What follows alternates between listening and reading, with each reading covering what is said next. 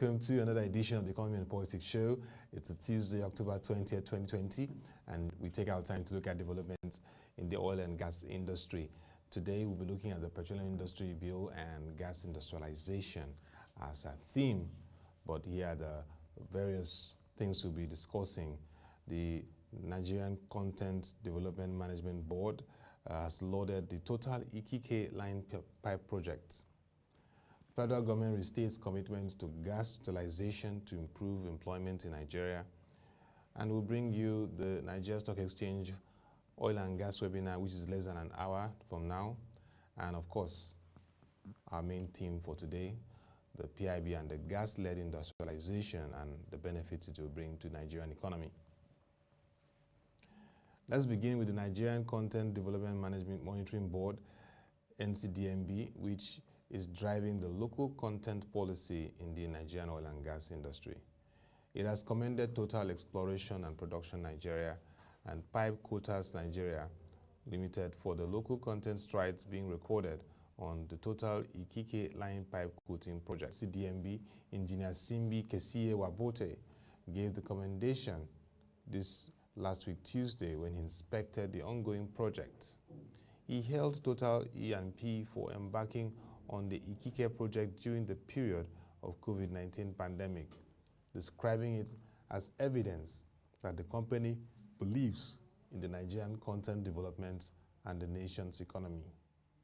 He hinted that the Ikike subsea risers and flow lines, the SOF, Engineering, Procurement, Construction and Installation EPCI project will create huge opportunities for local companies like Pipe Quotas Nigeria and numerous Nigerian. Technical details of the project. The planned duration is 5 months and involves 12 inches, 28 kilometers line pipes that will be coated with 3 LPE and 5 LPP and concrete weight coating. Additional services will include bends coating and anodes installation, and they are scheduled to be completed by November 2020. This will be the first time in Africa that a facility could be applying the CWC on top of a thermal insulation coated line pipe. The Executive Secretary, who was represented at the event by the General Manager Project Certification and Authorization Division, PCAD, of the NCDMB, Engineer Paul Zuhumben, lauded PCN for developing the capacity to execute the job and showing that local companies now have the capabilities to match their foreign counterparts in the delivery of oil and gas projects to the highest quality and standards. He noted that PCN had acquired experience that had spanned over 2 decades in the oil country tubular goods pipeline projects. The pipe was trading and line pipe coating for deep water applications. The Executive Secretary also thanked President Muhammadu Buhari and the Minister of State for Petroleum Resources, Chief Timi Pre-Silva, for their commitments towards ensuring that the Ikike project continued despite the lull in the global business climate. In his comments, the Operations Senior Manager of Tenaris PCN, Mr. Ugochukwu Chijioke, stated that the Ikike coating project will be executed by 100% Nigerians workforce and is offering the opportunity for the employment of over 300 direct personnel, training and the use of locally sourced materials, amongst others. He thanked the Executive Secretary and management of Total for making the project a reality and appealed to relevant stakeholders for more projects so that the skills and capabilities that were developed during the project can be retained. He conveyed the company's pride to be associated with the project for the Total and Nigerian National Petroleum Corporation NPC joint venture and the remarkable accomplishments that will be attained and assured that it will be completed in record time to meet the Ikike development project timelines. A brand new horizon as we see increasing activities in Nigeria's local content industry. I must say that there's a lot of opportunities that we're watching, and hopefully we'll see more things happen in this line. If you talk about gas utilization, which of course is part of our focus for today, you will know that across the globe, Russia is a major leader and is using that to drive industrialization and economic growth. Nigeria is also determined to follow that line And this is why the federal government has reiterated its readiness to create employment for Nigerian youths and encourage a conducive atmosphere for wealth creation. This will come through adequate attention to the nation's natural resources, particularly gas. This was the message of the Honorable Minister of State for Petroleum Resources, His Excellency Timi Silva, at the Southeast Gas Utilization Forum organized by the Gas Aggregated Company of Nigeria, GACN. Addressing industry stakeholders at the forum, Chief Silva emphasized that the gathering is in line with the vision of President Muhammadu Buhari to create jobs, grow the economy, and take Nigerians out of poverty using domestically available natural resources, particularly the country's abundant gas endowment. He stated that since the inauguration of the National Gas Expansion Program (NGP) Committee on 16 January 2020 to date, enormous achievements have been recorded with plans for gas penetration rollout soon. According to the Honorable Minister, the Southeast Geopolitical Zone has a vital role to play in the nation's efforts to shift attention from fossil fuels to the opportunities available in gas utilization, while assuring that the Ministry of Petroleum Resources and agencies under it will continue to work with all stakeholders to improve natural gas utilization in the country. He expressed optimism that the gathering will set out practical steps to ensure that gas is tapped and driving the economy. Like I said earlier, it's happening less than an hour from now, and it's one very interesting event and development that we're looking out for. The Niger Stock Exchange, the leading bourse in Nigeria, the market driver and agent of wealth creation, will be hosting an oil and gas sector webinar today. It has as a theme perspectives of operators and industry experts post-COVID-19. The webinar will bring together key stakeholders across the entire oil and gas value chain to discuss the impact of COVID-19 pandemic on the sector, as well as its reaction to global trends, government policies, funding dynamics, key challenges, and potential shifts. Interested participants, it's not too late. You can register now before it's the time. You can register by logging on to www.nsc-oilandgas-webinar, and you'll be able to go on and join this interesting conversation. The event will be headlined by the Minister of State for Petroleum Resources, Chief Timi Silva. As you know, today he's been really dominant in our features. The Director General, Security and Exchange Commission, Dr. Lamido Yuguda, the Group Managing Director, Nigerian National Petroleum Corporation, Malam Melo Kolokiari. It will feature a stellar lineup of global speakers across the public and private sector who will analyze global trends and insights that will shape the future of the Nigerian oil and gas sector, provide recommendations for policymakers, and identify opportunities for long-term growth and expansion. Speaking about the webinar, the Chief Executive Officer of Niger Stock Exchange, Mr. Oscar N. Oyema, ON, noted that the impact of the COVID-19 pandemic continues to be felt across diverse industries globally, and the oil and gas industry is no exception.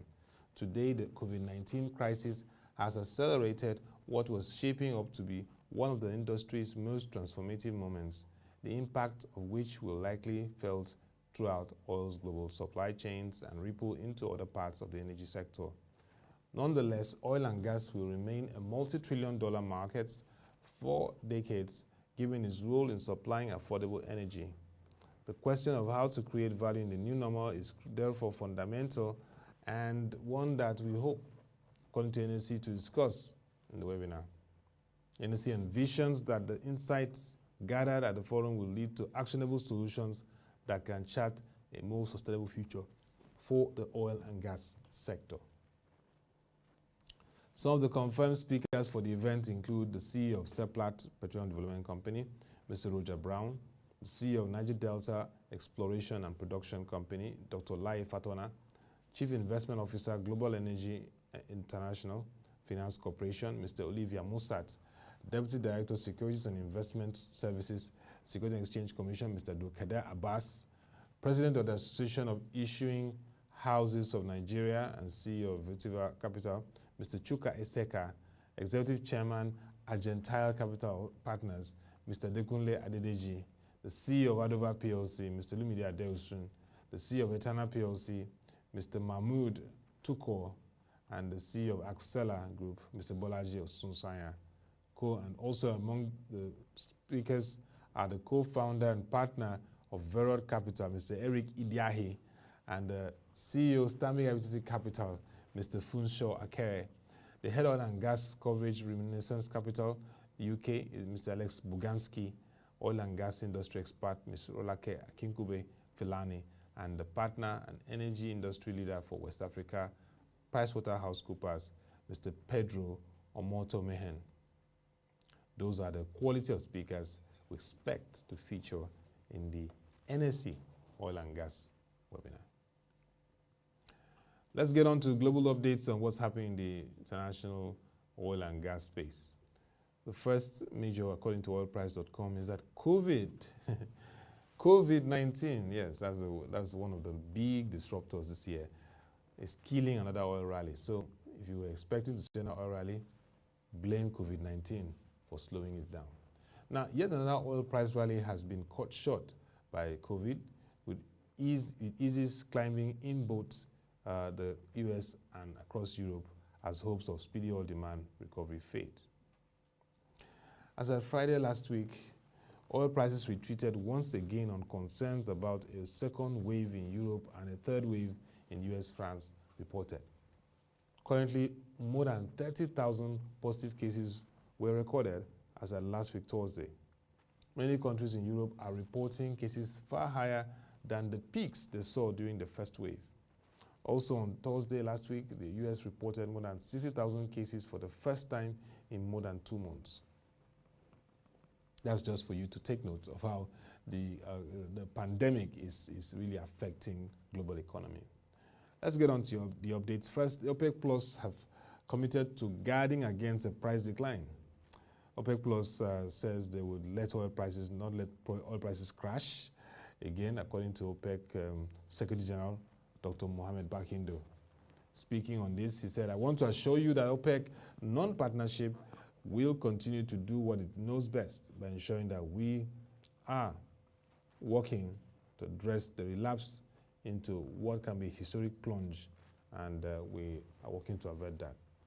Dr. Bakindo has been meeting with non-OPEC actors, OPEC Plus and other groups, to ensure that there's some level of stability in the international markets.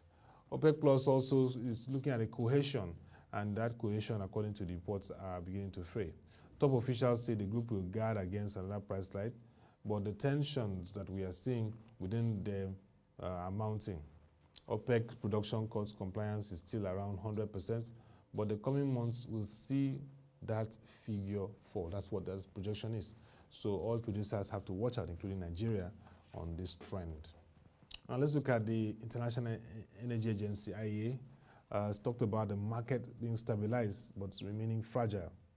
In its latest oil market report, the IEA said that the oil market has stabilized, with stocks drawing 0.9 in terms of per day performance in the quarter, but the outlook is showing that it's fragile. The rising case of COVID-19, like stated earlier, in many parts of the world is surely raising doubts about the robustness of the anticipated economic recovery and thus the prospect for oil demand growth.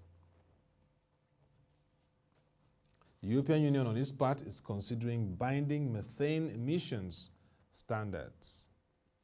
Now, we also know that methane is in that value chain. So the European Union, EU, is considering limits for methane, particularly as it looks at all natural gas that is consumed or imported into the bloc. As a result, it could negatively impact demand for gas from around the world, including the United States of America. So the EU is being very careful as it takes a look at this whole development. Even as we have the COVID-19 pandemic, the disruptions, the challenging times for even the oil and gas industry, companies are still acquiring. You can't stop that. ConocoPhillips is looking now to acquire Concho Resources. ConocoPhillips, a leading global oil and gas company, is setting its strategy and wants to expand. Now, the Concho Resources and its shares rose 15% on this news. And if the whole deal goes successful, the acquisition will be the second major Mergers and acquisition deal after Chevron's purchase of Noble Energy in this year. So, like I said, it's not all gloom in the oil and gas industry. Chevron and Exxon have increased donations. This is very, very interesting to the Democrats ahead of the elections. You can't beat that, but we're monitoring all that. And for those of you following the US elections, we're heading to the last debate before the November 3rd elections. So Chevron Oil and Gas Company and ExxonMobil have increased their political donations to the Democrats. That's what Reuters is capturing. Well, it's quite interesting, a lot to discuss around that. The Democrats candidate, Mr. Joe Biden, leading, according to various polls, contentious issues over environmental regulations and fracking loom. But of course, those that followed the debates know that even in the green energy plan, the new renewable energy plan of presidential candidate Senator Joe Biden, there's still need for clarity in that regard. Well, oil and gas companies, I think they're trying to ensure themselves. Well, let's see what happens in the November 3rd elections, because if what Reuters is reporting is true and this man doesn't win, what do you think will happen to those oil companies? But politics, oil and gas, they have a nexus. Policies have impact on oil and gas companies. So you can never divulge them or divorce them. Now, Russia may cut 2021 drilling. That is what we have at the moment. Russian oil field services providers, the sea drilling activity fall by as much as 20% in 2021. That's a very interesting report. And this is a very important one. A recent survey has shown that investors want a greener industry. A Boston Consulting Group survey, engaging several experts, said investors are finding that what they want, okay, in the oil and gas companies is to cut their emissions. Simultaneously, the investors are also soaring that 80% of what companies should cut their emissions, they should see 1/4 stocks playing a larger role in investment portfolios going forward. And what areas are they looking at? Green energy. In terms of job cuts, it's inevitable in the oil and gas industry. And BP, British Petroleum, has said they're going to cut 10,000 jobs. So if you work in BP, don't be so scared, but let's see how it will play out globally. It will cut those jobs, and of course, only 2,500 of those jobs will be voluntary. And as we begin to wind down on the global international updates, let's say that the Bank of America is bullish on the fact that hydrogen will provide a massive investment boom. I've told you that in this period, everyone is exploring alternative energy and alternative investment opportunities. According to the reports, they've reached the tipping point of harnessing these elements effectively and economically, and it predicts that the hydrogen marketplace will reach a staggering $11 trillion by 2050. It will also boost other renewables. The chief sustainability strategist at BNP Paribas has dropped that hint. The management says that the development of green energy will create the biggest investment opportunities for renewables and not infrastructure, as people have tended to think. We'll wrap up on the fact that more than 100,000 oil and gas jobs in the US will have been eliminated between March and August of this year, and 70% of those will not return. That's what it's saying. Deloitte is saying that. I mean, imagine 100,000 jobs going, and you hear that they will not return. That means you have to innovate and think differently and explore the opportunities if you're in the oil and gas industry as a worker, or you're an investor or a major player. Quite touching, the impacts of COVID-19 on the oil and gas industry. We go on the stretch now, and this stretch we're looking at PIB and the gas industrialization in Nigeria. As you all know, all eyes are on National Assembly as we expect from today. Yes, 20th October, from today, they're supposed to begin the discussions around the PIB. That is what we heard. We'll try to give you updates on that. The Senate Committee on Upstream, Senate Committee on Oil and Gas, House of Reps Committee, they are to begin to sit and discuss the petroleum industry bill and begin to expedite steps in passing it, looking through it, so it can be sent to the president for consideration and final signing to law. But under the PIB, as we all expect that it will be passed and signed, there are immense opportunities, and there are things that will really happen if it is signed and the whole provisions for gas-led industrialization is integrated and effectively laid out. The first is job creation, and you all know. Once again, identifying with the current hashtag #EndSARS protest. Yes, it has been disbanded, but you can see frustrated youth protesting because they are tired of the way things are in the country. And one way to address the growing concerns and the rage of young people who are tired of the status quo in the country is job creation. So this gas-led industrialization can go a long way to create hundreds and thousands of jobs that can address the menace of unemployment in Nigeria, which is currently 27.1%. That is a high, and it's not tenable for our polity. So it is time that this bill is signed and that in the gas strategy, it drives job creation. There's opportunities for that. Gas parks, gas projects, and various ones we've already seen, like the AKK pipeline that has already been laid, the project, like we said earlier, from the NCDMB, the Total AKK projects, the various activities from the Nigerian liquefied natural gas. All this will continue to scale as the PIB is signed into law. We will see more gas projects, and this will lead to job creation. So that's the focus. The second is that it will boost industrialization. Gas-led industrialization is very important in Nigeria because gas itself provides robust opportunities for cluster industries and even environments. Like I said earlier, there's a gas industrial park, and if those gas industrial parks are harnessed effectively, they can lead to clusters of industries that can help feed into the whole gas value chain and drive the economy. So expect to see industrialization receiving a boost through the gas-led strategy on the PIB. So that's why it's very important that it's signed into law quickly. The third is that we will see revenue diversification. We know that crude oil is a major earner, but gas is one big way also to earn. A big example is Russia. Russia is earning massively from gas. They can even put the globe.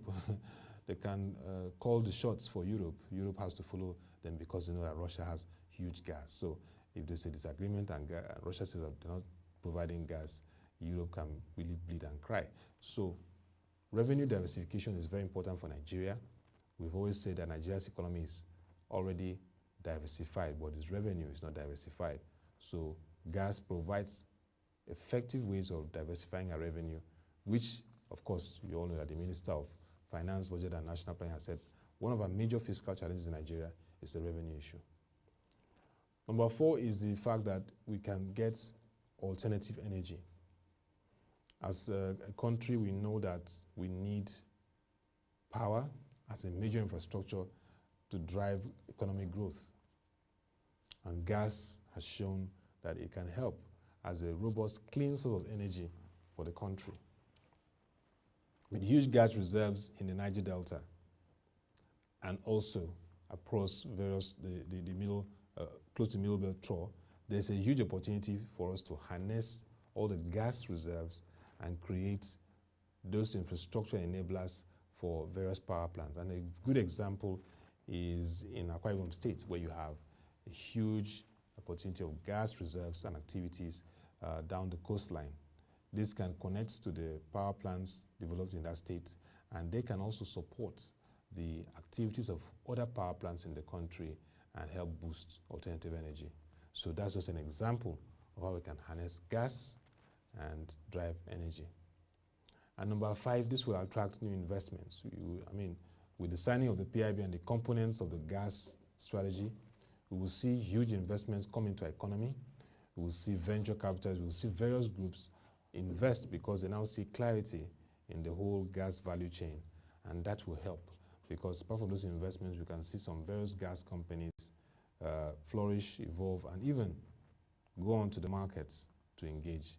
And that's what we want to see. We want to see more investments into our gas sector, and that can happen with the signing of the PIB and the whole component of the gas strategy, given that prior and clear attention. And that's very important at this time, that we begin to drive the gas strategy, component in the PIB.